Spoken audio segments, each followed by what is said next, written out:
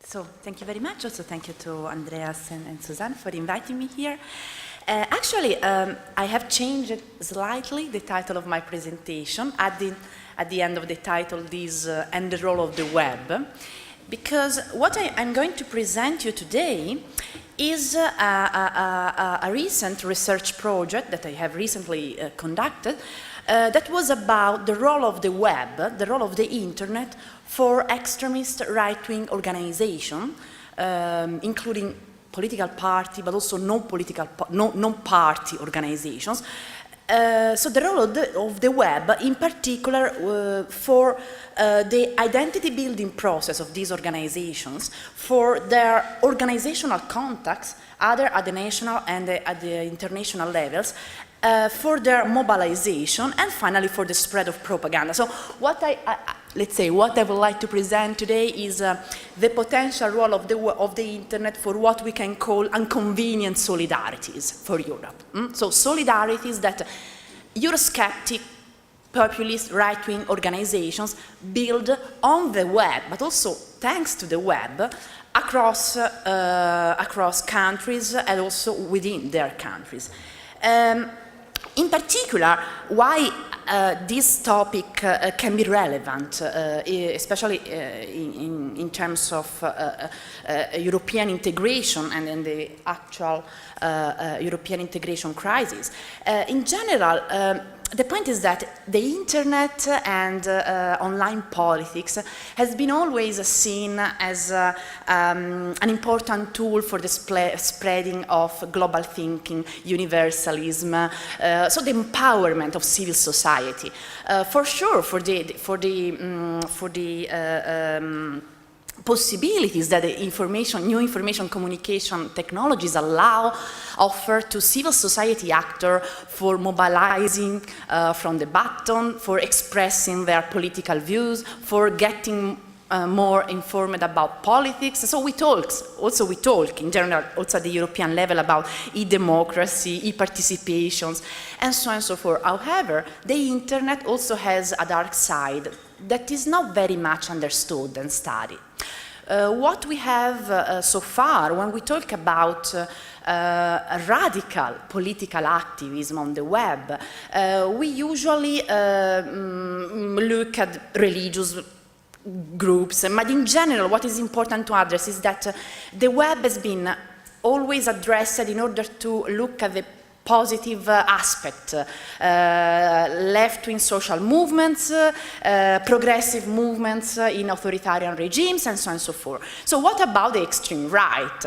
Especially if we consider that the background in Europe is a situation in which the extreme right electorally is increasingly successful. Just to mention a few, the last 2014 European elections that marked a clear advancement of the extreme right, either on the west and the east of Europe, the last presidential Austrian election, and so forth and so forth.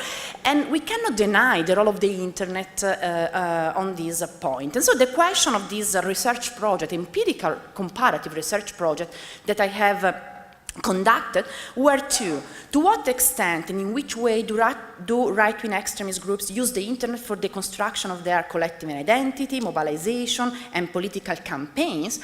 Also, I would like to stress anti-European political campaigns, because what unites the extreme right today in Italy are not only the anti-immigrant campaigns, the law and order values campaign, but Euroscepticism is increasingly becoming one of the main points of the extreme right ideology and propaganda.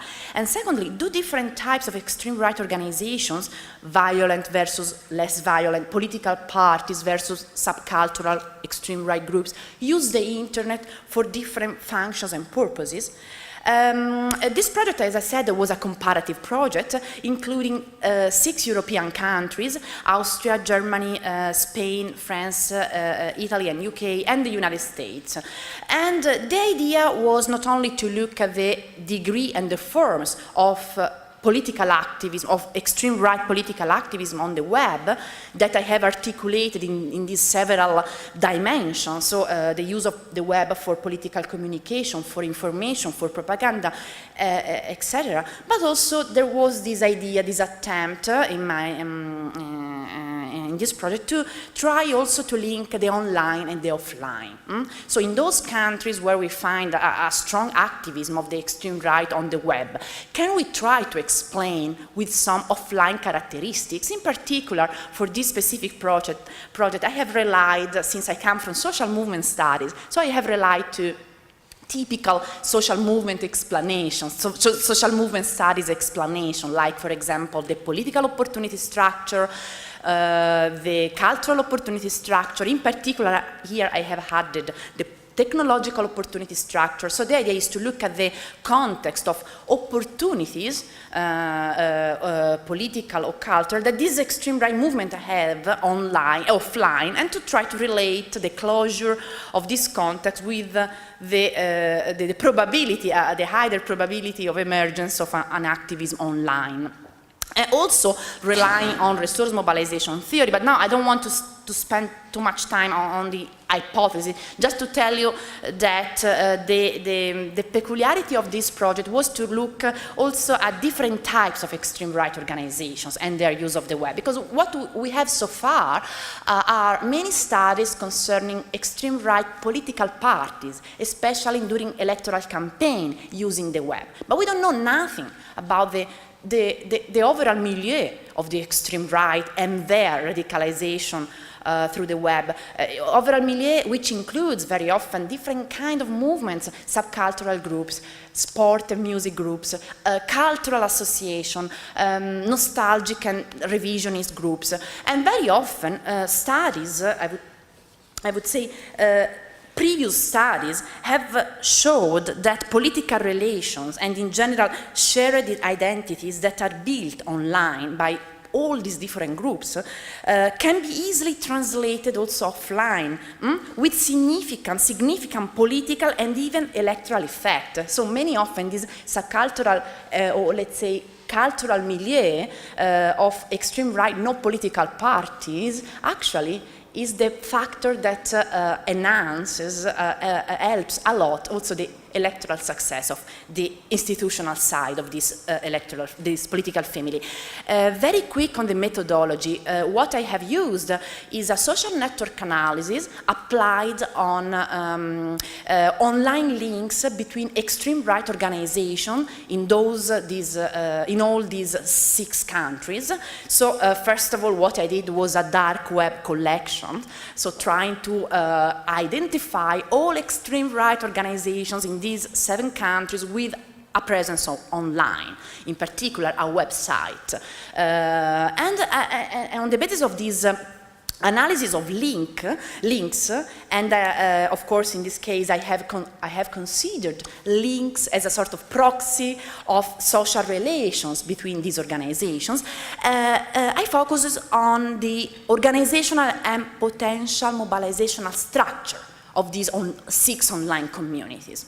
Also because social movement studies say to us that the structural shape of a movement or of a sector of movement can tell us a lot about the probability of the emergence of a collective action, but also the form of the emergence of this action.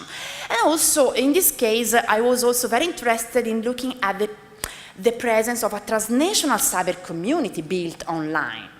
And secondly, I performed a web content analysis, so using a formalized codebook, I went analyzing each of these 650 websites run by extreme right organizations in order to understand the communicative dimension of right-wing activism through the internet. In particular, just to let you note that the data that I'm going to present are based on a formalized and systematic analysis. I have used a codebook where for each dimensions of extreme right political activism online, there were many lower level indicators. Through these indicators, we codified, because we were a group of researchers, of course, we codified all these uses of the web. And what are the results of the study? So first of all, we found that yes, the extreme right use a lot the web to connect to each other. In particular, we found that in all 6 countries, now let me change the slide, but then I will be back. In all 6 countries, online, these extreme right communities are composed by different types of extreme right groups, from political parties to political movement to neo-Nazi groups, nostalgic, revisionist, cultural right-wing association. In particular, of course, in the United States, there are some specificities. We have Christian identity groups and so on and so forth. There are also many commercial extreme right websites. It means that many websites that sell militaria objects from the Second World War, and this is not just an instrumental function of the use of the web, but also has an important effect on the construction of a common identity. But to go back to the structural potential mobilizational structure that we found. Running several types of social network measurements, looking at the cohesion, segmentation, who were the central extreme right organizations, we found that the extreme right online in Italy and UK was shaped according to what in social network analysis is called a polycephalous structure. The polycephalous structure is at the same time a very segmented structure and centralized, very diversified and difficult to be coordinated. Indeed, in such type of structure, you have only some local heroes able to monopolize, let's say, a bit of relations, social capital, reserve of social capital, but in this structure, the main central actor are not connected to each other. So in this structure, now I don't have the pre and post figure, but it is enough to delete just 5 brokers and the entire cohesiveness of the structure disappear. This was also the structure for the UK, for the English extreme right. What does it mean in terms of, for instance, policy recommendation? In such a structure, it is least likely that a common mobilization around common issues, like for instance, Euroscepticism emerge, because the flows of communications are more difficult. There are more distance among actors. Completely different was the structure of the extreme right community online for the German and French case. In this case, we have what in social network analysis we call star structure, so a very centralized structure with few central actors able to monopolize all the communication exchanges. So for sure, a structure much more conducive for collective mobilization. And finally, in the United States, we found a structure which is totally decentralized. In this case, you also can see many isolated nodes. So organizations, extreme right organizations which are part of this community, but they don't communicate to the other. What this picture, what this structure flexible can tell us? Is it a weaknesses of the extreme right, American extreme right, or is it a new form of leaderless resistance, so a flexible structure without a central, a hierarchical organization that for sure for policymakers would be much more difficult to not only understand but also to identify and somehow to control. In terms of cyber communities, here we counted how many links, how many international and cross-national ties extreme right organizations have. And it is quite interesting to notice, first of all, that almost 1/3 of these 650 organizations have links with other extreme right organizations in other European countries, but also the United States.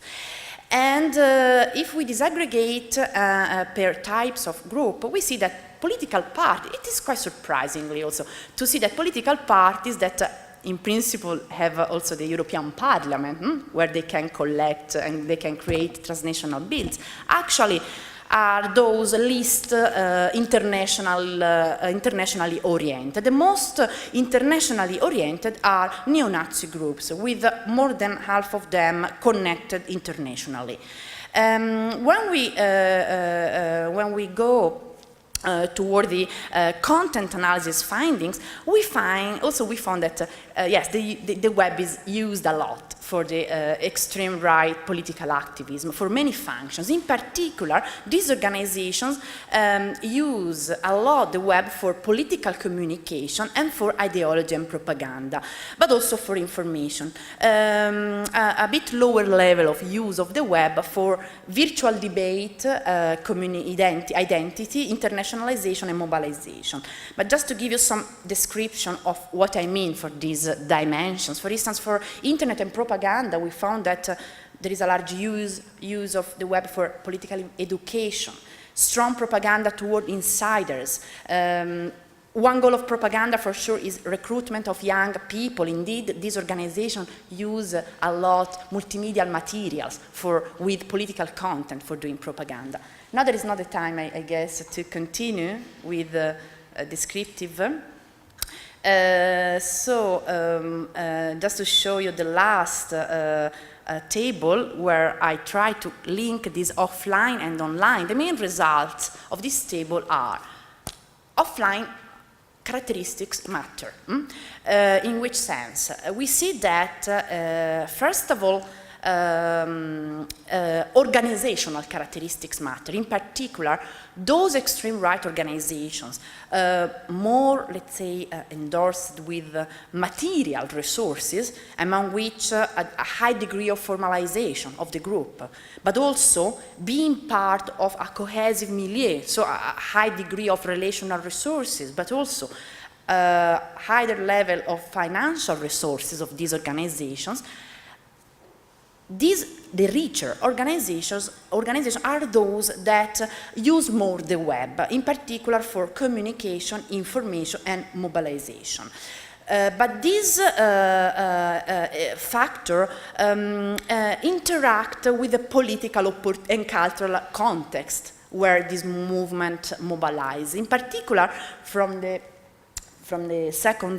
third row, we see that in those contexts where there are so-called open cultural opportunity structure, made in particular by the acceptance of the far right as a legitimate political actors and by a diffuse anti-immigrant appeals by the elite. Exactly in these countries, the extreme right use more the internet for, in particular, information and ideology. To the contrary, in those countries where there are stricter legislation and policies offline, legal and policy constraints, let's say, against the extreme right, either in terms of speech or organization, in these countries the extreme right use less the internet for mobilization.